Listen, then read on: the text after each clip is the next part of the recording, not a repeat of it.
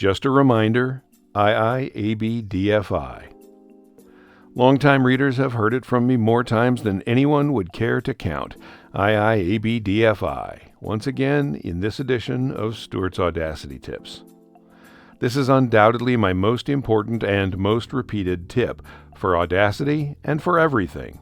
Definitely pass it along. I said it again last time, and I'll say it many more times. IIABDFI.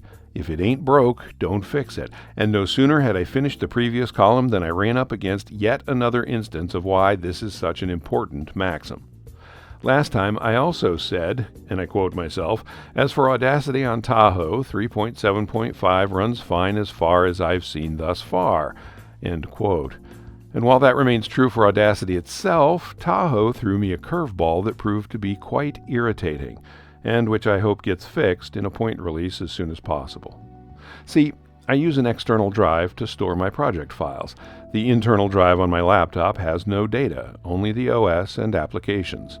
I'm in the habit of closing the lid on my MacBook when I'm done for the moment, and opening it again when I need to do some more work. And that's a problem with Tahoe. Whenever I close the lid on my MacBook Air and leave it for a bit, Tahoe seems to lose its mind a little. When I open the MBA again, Tahoe informs me that I failed to properly eject the external drive before disconnecting it.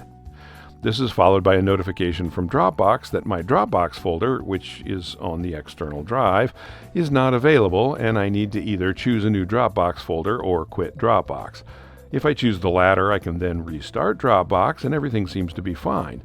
I assume that it's just a matter of timing. Tahoe is issuing notifications before the drive has a chance to remount after the machine wakes up, rather than waiting for the usual hardware polling to take place.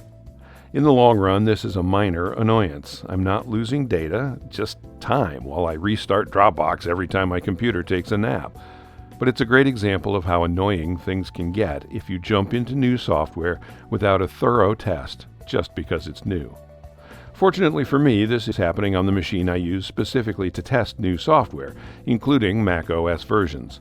My production computer is safely sitting in its corner untouched for a long time because, of course, it ain't broke.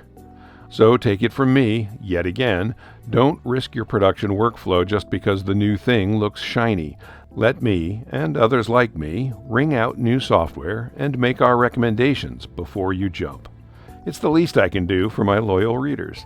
Hope this helps. I'm Stuart.